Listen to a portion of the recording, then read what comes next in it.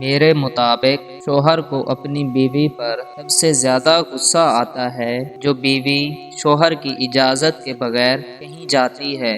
عمر سے زیادہ حالات کچھ دیکھ انسان کو جلدی بوڑھا کر دیتے ہیں۔ آنکھ کے پانی میں اور بارش کے پانی میں فرق صرف جذبات کا ہوتا ہے۔